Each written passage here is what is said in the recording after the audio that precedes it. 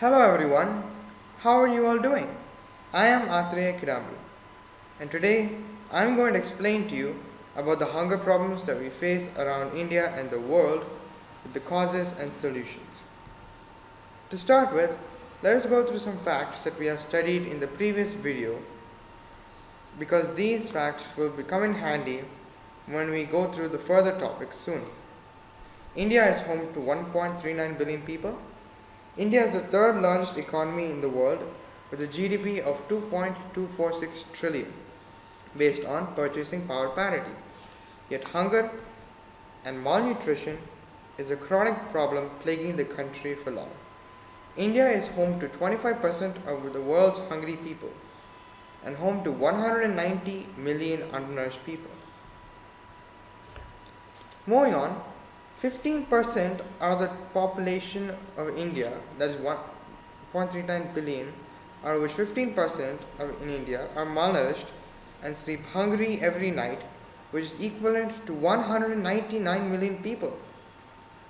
The picture over here shows where India was in the global hunger index in the last 5 years. And you can see that India has not improved much. It's just lagging behind and getting worse day by day, year by year.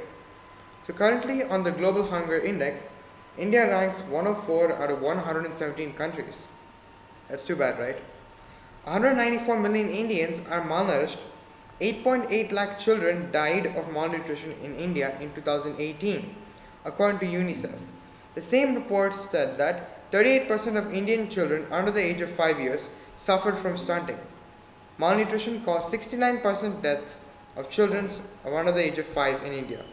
This is sad, unfortunately, but it's true. So let's move on. According to the India Food Bank, 30% of cereals and 40% of vegetables are lost and wasted due to supply chain inefficiencies. Women account to 60% of India's hungry population. Also every day, 3,000 children die of hunger in India. 21% of the population lives under $2 or 150 rupees a day in India. So what are the causes of hunger in India? Poverty, lack of access to food, lack of access of safe drinking water, disease, conflicts, seasonal migration, and climate change are some of the reasons that is fueling hunger in India. So let's move on to the failure of agricultural schemes in India. The failures to invest in agriculture, supporting small farms, are some of the causes which have stunted the smooth sail of India. The rate of malnutrition is worse in India. One more factor is failure of good schemes for food and disparity between the real executions of schemes for the greater good of citizens. So how do we tackle this situation in India? There are many ways that hunger can be controlled and completely eradicated, provided it is better organized and executed. The foremost priority is for governments to be focused on eradication of hunger and remove bottlenecks in implementing by curbing red tape and corruption.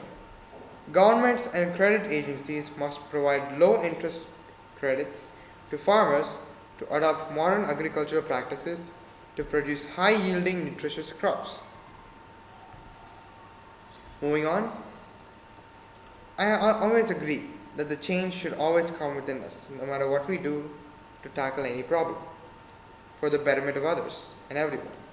For example, donations in cash and food by individuals and non-corrupt NGOs also make a difference.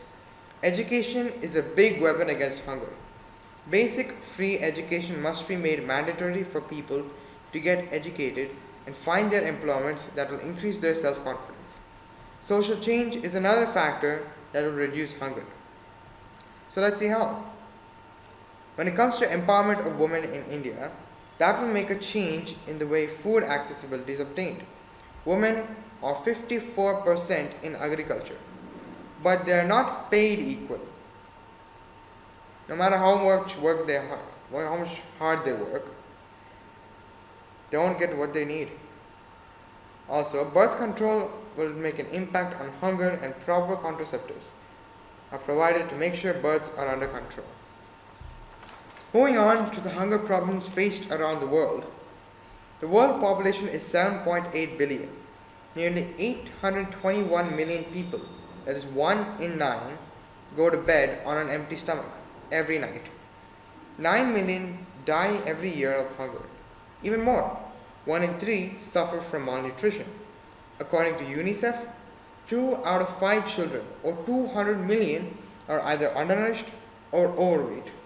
Every year, 315,000 women die during pregnancy due to hemorrhage arising out of malnutrition, and 17 million children are born malnourished. So this is a graph from a scale of whether they're undernourished or if they have excessive food or more hunger. This is the hunger map of 2019. And you can see India over here is in the scale of 5 to 14.9%, but you may think that's a pretty much low scale or in the middle, but actually compared to the total population of India, the percentage will be small, but the number of people who are facing hunger is entirely large. As you can see here, 199 million. So, and around the world too, 821 million people face hunger issues and hunger problems. This is one issue which needs to be tackled in India and around the world if we're going to have a better society. So, here we go to the point that eradication of hunger and malnutrition is essential. It is the greatest challenge that humanity faces at this time. Hunger and malnutrition not only causes poor health and death, it slows down progress in other areas such as employment and education. So what are the efforts of the World Food Programme? The efforts of the World Food Programme have brought 216 million people out of poverty, even though a lot has to be done. That we can all agree. In 2015, the global community adopted 17 goals to sustainable development in eradicating hunger and malnutrition in achieving zero hunger target by 2020. Here I had a close look. These are the 17 sustainable goals to transform the world, which is to be done by 2030. That's the target. But the target will be missed for sure due to this COVID pandemic. All these goals, I'm not sure which goals will be completed or not, but by 2030. But as long as this COVID pandemic has just disturbed everything, it'll be a tough time to complete all these by 2030. So let's take a look at poverty and its causes. Why am I looking at this? Because the main cause of hunger is poverty. So the causes of poverty include lack of resources, unequal income distribution, conflicts, and hunger itself. The other cause of hunger is political instability. The falling value of currency leads to higher food prices and less availability of nutritious food. In a declining economy, people lose jobs, which tend to less availability of money, which makes buying food difficult. So what about technologies and agriculture practices?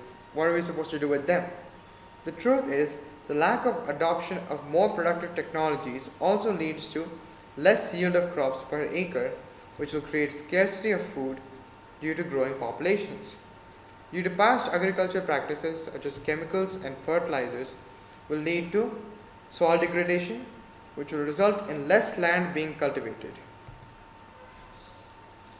And one more thing we have to take into consideration is the climate change and diseases. Unstable weather patterns and severe climatic conditions due to climate change will lead to severe drought, hurricanes, cyclones, and floods that have eroded millions of livelihoods. The rise of diseases due to extreme weather patterns will also be a prime factor in hunger, malnutrition, and death. So we can come to the conclusion that world powers should unite for sustainable development. Internal civil wars and conflicts must be resolved by the world powers to ensure peace prevails for people to find ways to fulfill their needs. Rather than fueling the conflicts to get economic benefits out of misery, the world powers must set aside their differences and unite to end conflicts for sustainable growth of underdeveloped countries. So here's an interesting fact, which may be a good solution for each and every country around the world. By reducing meat consumption, we can save nearly 40% grain crops, which are otherwise used to feed livestock and fish. If humans reduce their consumption of meat, then the grain we save will be effectively used to feed the hungry and the malnutrition. For example, the amount of grains and soybeans fed to American livestock every year could feed 1.3 billion people every year who are going hungry. Now, the total population of the world which is going hungry is 821 million. So even if we reduce our diet, not completely, but like about 2/3, we can still eradicate world hunger. But to be on the healthier side, we all suggest that going vegan or vegetarian is the best way to go. So that's it for now. Thank you very much for actively listening to my video. I hope to see you all soon in another one. This is Athre Kirami from Innovation for Impact signing off. Until that, stay home, stay healthy, stay safe. Goodbye.